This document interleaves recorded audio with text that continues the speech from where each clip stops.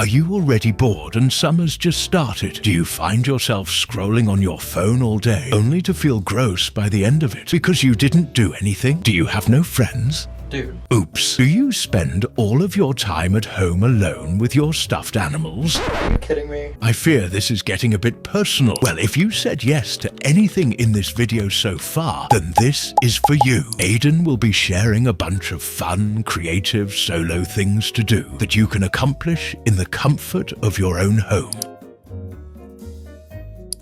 Redecorate your phone screen. This includes the wallpapers, the widgets. There's so many fun ways to customize your phone nowadays. There's so many apps out there that are literally dedicated to making cool widgets or cool design. A couple weeks ago, I completely redid my phone and it looks so unbelievably cute. I just went on Pinterest, found a bunch of photos, and completely redid my phone. Now, every time I go on my phone, which is a lot, I'm just so happy to see all of the cute pictures and widgets that I put on there. Learn how to play that instrument that's been sitting in your room forever. I don't know about you guys, but I have a guitar in my room and I've had this for years and I've kind of done nothing with it, even though it was one of my goals this year to learn it. I also think it's just such a cool talent to have. And also, like, you can literally learn how to play an instrument just simply watching YouTube videos. There's so many resources and outlets out there, so get to learning that instrument. Journaling. There are so many different ways that you can journal, whether it's bullet journaling, regular journaling, writing about yourself, writing about your life. The possibilities are endless. I just started journaling recently, something that I didn't think I would be able to do before, and it's genuinely helped me so much. One of the best examples I can give on how journaling has helped me, I have therapy that I go to every single week, and one of the things I would always struggle in therapy is I wouldn't know how to convey how I felt from the previous week. Because in the moment I'm feeling fine. With journaling, it's really helped me with that, because then I can go back to my prompts and see that 3 days ago I was really struggling and I didn't even think about that because I'm past it.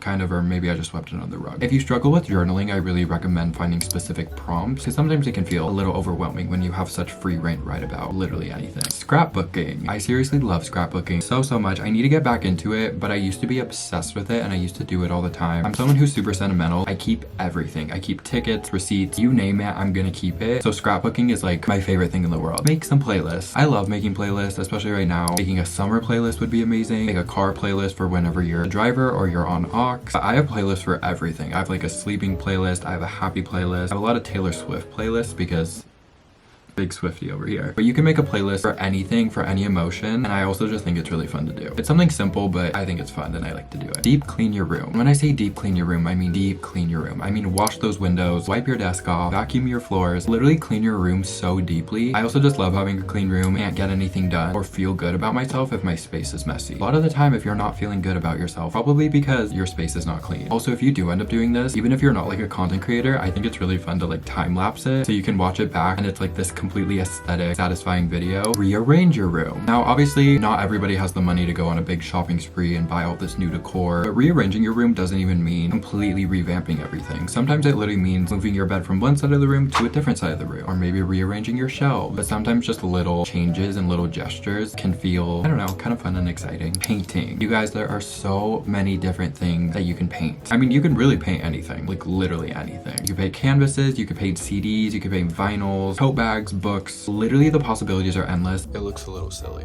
but that's okay.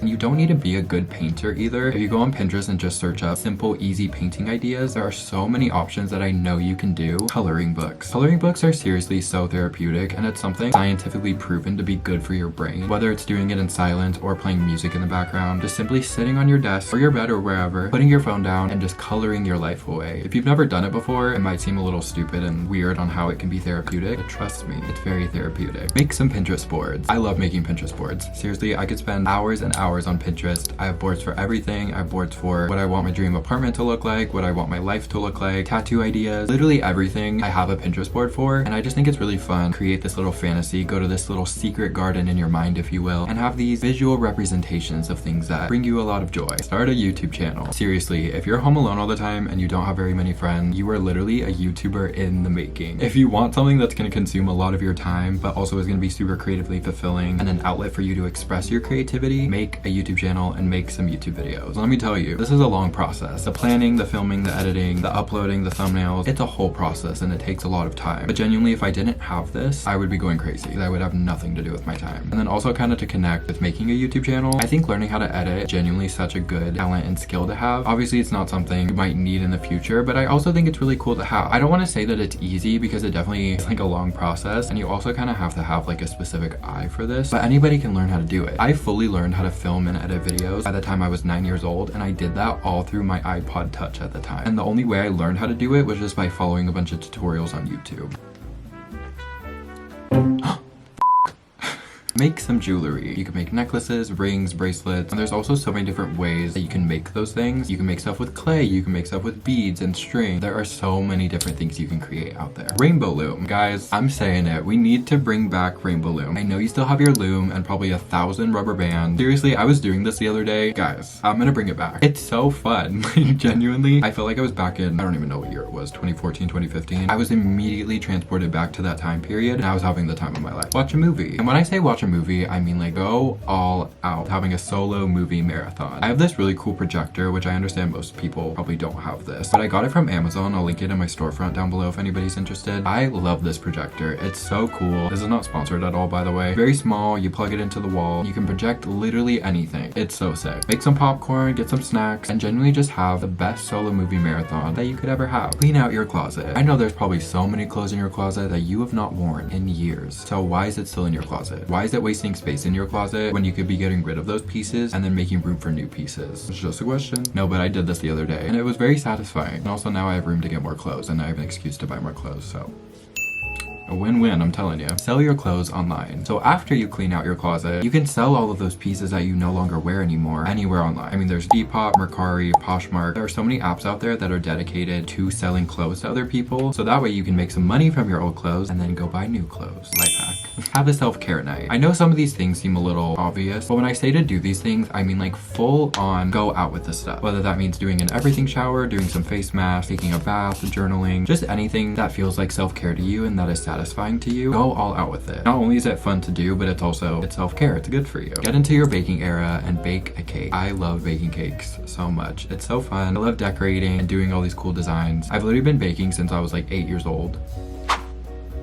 Kind of killed it, low-key. I just think it's super fun, and then also you have a delicious treat to eat afterwards. Do a digital clutter. When I say a digital clutter, I mean getting rid of all of the things on your devices that you no longer use. Cleaning out the photos on your phone, cleaning out the files on your computer, deleting apps that you no longer use. I feel like this is something that we never do until we get to a point where we just have no more storage and we have to. But genuinely just taking, it's probably gonna take a little bit of time, but just taking a couple hours, really going through everything, it'll make you feel so much better, and then you don't have to worry about getting those stupid alerts on your phone that say you're out of storage or your computer being really slow. Listen to a podcast. There are so many podcasts out there. I promise you there is such a niche podcast out there that is exactly what you want to listen to. Literally like any of the things that I've said in this video so far, you could probably do while listening to a podcast. Read a new book or find a new series. I just started getting into reading and I didn't realize how expensive books were. Like I didn't realize so many books are like $20, $30. But you don't have to pay that much money to find a new book. A lot cheaper alternatives, whether it's going to your local library, audiobooks that you can find on Spotify or even YouTube, any form of writing. Whether it's writing songs, poetry, stories, I really enjoy writing and I truly believe everybody has a story to tell. Now, I don't know the way you want to maybe convey that story. Kind of going back to journaling, I just think it's a really therapeutic outlet. Okay, this one's kind of random, but bear with me because I genuinely think this is a very important thing to do. Create some social media boundary. We're all addicted to social media, right? We know this, especially me. I mean, this is literally my job. This is what I do for a living. I think it's very important and I think there's a lot of strength in being able to identify your boundaries when it comes to social media. I actually haven't talked about this before. About a month ago, I actually deleted TikTok because it genuinely was just making me feel awful. Obviously, it's a very addicting app as every social media is, but every time I would exit the app, I just felt so bad and so gross, and I don't know, I felt like I was just seeing so much hatred on there that it really was like ruining my day, and it just made me feel so sad and so bad about myself. So everything I'm saying is incredibly true. However, I do feel a little bit hypocritical because I did in fact re-download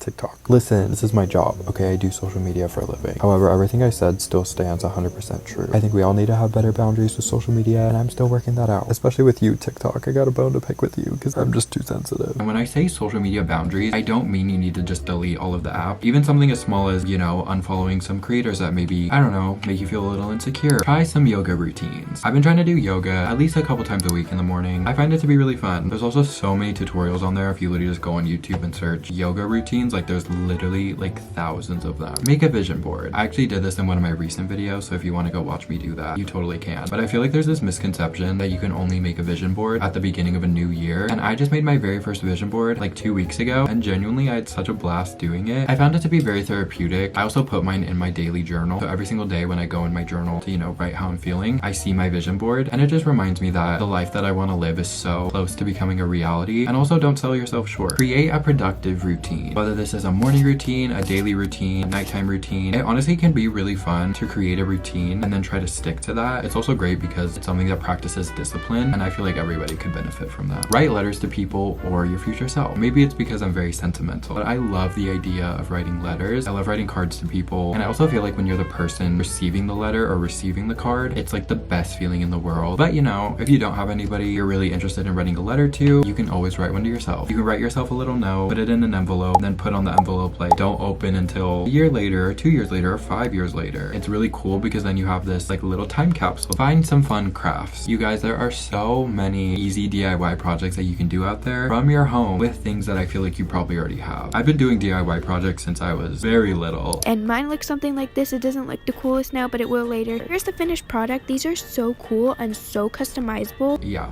like very little, and the possibilities are truly endless. Again, if you just go on Pinterest and search up like easy at home crafts to do, there are so many things that you can create out there. Go do something alone. Truly being your own best friend, one of the biggest superpowers you can have. Of course, I think having friends is great, spending time with the people you love is incredible, but there's also so much power in being able to go do stuff alone. And when I say go do things, I don't mean it needs to be like a crazy thing of like going to a concert alone or something like that, but even just something as small as going to a coffee shop alone, or going on a walk alone, going to the store alone just to browse. You really don't need other people to have fun. Because yes, again, it's important to have friends and have these relationships with people, but as you get older, you will realize that not all relationships, whether it's friendship, romantic, not all of those relationships are going to last forever, or at least just be as strong as they used to be. So being able to go and do stuff alone and be okay with being alone, you are set for life, genuinely. So those are all the things that I have for this video. I really hope you guys enjoyed. I love you so much. Thank you for all the support lately, and I will see you guys very soon with another video.